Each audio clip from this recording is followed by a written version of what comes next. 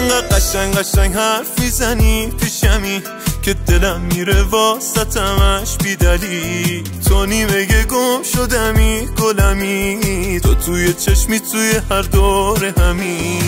با تو خنده ها اصلا بند نمیان، چرا با تو در میرن همه خستگیام. شبا نبینم یه روز ازم خسته شیا، یکی مثل تو رو میخواستم از بچگیام. شب من با تو پره، نبینم کسی غیر من باشه دورت.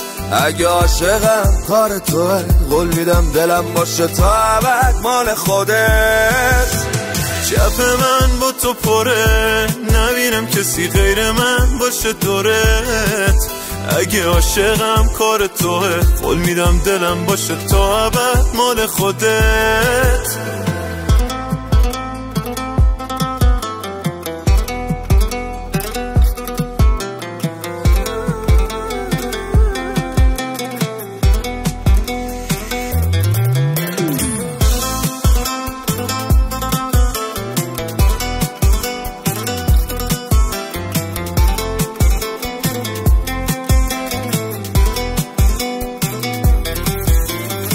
حالمو خوب میکنی وقتی پیام میدی به یادمی، هی بی خودی منو میخوب میکنی. اصلا با این کارات که نور چشمی شدی.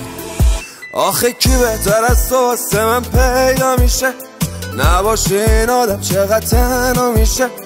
بهت پیام میدم سری خونده میشه، ببین چقدر خوبی که این دلم مونده پیشه.